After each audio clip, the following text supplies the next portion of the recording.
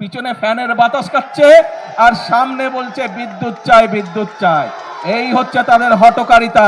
সমালোচনা করা খুবই সহজ কাজ।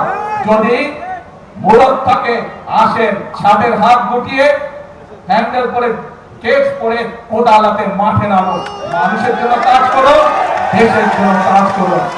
আমরা দুদিন আগে দেখলাম একটি রাজনৈতিক দলের কিছু সদস্যরা প্রতিবাদ করছে গ্যাস দে বিদ্যুৎ দে। হারিকেন সামনে নিয়ে বসে আছে, দেখেছেন ছবিটা? হারিকেন সামনে, পিছনে কিন্তু এরকম ফ্যান চলছে, তাদের পিছনে ফ্যানের বাতাস খাচ্ছে আর সামনে বলছে বিদ্যুৎ চাই বিদ্যুৎ চাই। এই হচ্ছে তাদের হঠকারিতা। ছবিটা ভালো করে দেখেন, পিছনে ফ্যান ঘুরছে, ফ্যানের বাতাস খাচ্ছে আর এইদিকে কেরোসিনবিহীন হারিকেন নিয়ে বলছে যে বিদ্যুৎ দে বিদ্যুৎ দে। প্রিয় ভাই বোনেরা, এই হচ্ছে তারা, তাদের বন্ধু বান্ধব, তাদের সহকর্মীরাও তো সরকারের দায়িত্ব ছিল, তখন তারা কি করেছিল? এই যে তৃতীয় যেই জাহাজটির হওয়ার কথা ছিল গ্যাসের জন্য, এই জাহাজের পারমিশন তো তারাই ক্যান্সেল করে দিয়েছিল, তাদেরই সরকার ক্যান্সেল করে দিয়েছিল। এখন আবার আমাদেরকে নতুন করে সবকিছু ভালো করে দেখে শুনে আমাদেরকে নতুন করে করতে হচ্ছে। ইনশাল্লাহ আমরা আশা করি এই তৃতীয় জাহাজটি চলে আসলে গ্যাসের সমস্যার সমাধান অনেকাংশে কমে যাবে।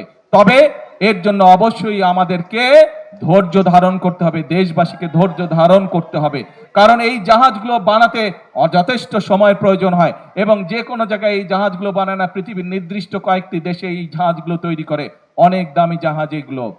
আমরা চেষ্টা করছি, আমরা কথা বলেছি, আমরা চাইনিজদের সাথে কথা বলেছি, তারা দ্রুততার সাথে চেষ্টা করছে এই জাহাজ তৈরি করে নিয়ে আসতে পারে বাংলাদেশে। এর মধ্যে আপনি দেখেছেন দ্রুততার সাথে আমি মালয়েশিয়ার প্রধানমন্ত্রী জনাব আনোয়ার ইব্রাহিমের সাথে কথা বলেছিলাম যে সহযোগিতা দেওয়ার জন্য, গ্যাসের সহযোগিতা দেওয়ার জন্য। তারাও চেষ্টা করছে আমাদেরকে সেই সহযোগিতা দেওয়ার জন্য। সমালোচনা করা খুবই সহজ কাজ। যদি মূলত থাকে আসেন, ছাদের হাত গুটিয়ে হ্যান্ডেল করে কেস পরে কোদালাতে মাঠে নামো, মানুষের জন্য কাজ করো, দেশের জন্য কাজ করো, সঠিক কথা বলো। এমন কোন কথা বলবেন না যেই কথা বলে দেশে বিশৃঙ্খলা তৈরি হয়, এমন কোন কাজ করবেন না যেই কথা বললে বিশৃঙ্খলা তৈরি হয় রাজপথে। কারণ স্বৈরাচার বসে আছে, স্বৈরাচারের সাথে বিগত 17 বছর বাংলাদেশ জাতীয়তাবাদী দলের প্রত্যেকটি নেতাকর্মী যুদ্ধ করে টিকেছিল, এই রাজপথেই তারা টিকেছিল। আর কোন রাজনৈতিক অন্য যারা ছিল তারা আমাদের সাথে ছিল। যারা আজকে বড় বড় গলা উঁচু করে কথা বলছে, যারা আজকে বড় বড় গলা দিয়ে বিশৃঙ্খল কথা বলছে, বিভ্রান্তিকর কথা বলছে, 17 বছর মানুষ আপনাদেরকে রাজপথে দেখতে পায় না।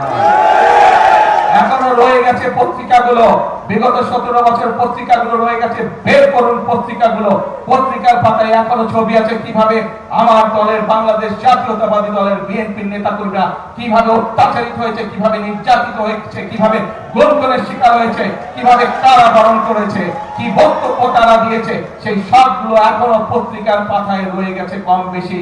পত্রিকাকে সেদিন ছাপতে দেওয়া হতো না এইসব বিষয়, তারপরেও পত্রিকাগুলো চেষ্টা করেছে, অনেকগুলো, সবগুলো না হলে অনেকগুলো পত্রিকা চেষ্টা করেছে বিরোধী দলের কণ্ঠস্বরকে যতটুকু সম্ভব তুলে ধরার জন্য। কিন্তু সেইখানে আমরা আজকে যারা বড় বড় কথা বলছে তাদের কোনো কথা সেখানে দেখিনি আমরা। কাজে বাংলাদেশের মানুষের মন অনেক বড়। ভুল অতীতে করেছেন, 71 সালে ভুল করেছেন, 86 সালে ভুল করেছেন, 96 সালে ভুল করেছেন, 2026 সালে এসব মানুষকে বিভ্রান্তি করে কি সব টিকিট মিকিট বিক্রি করেছেন।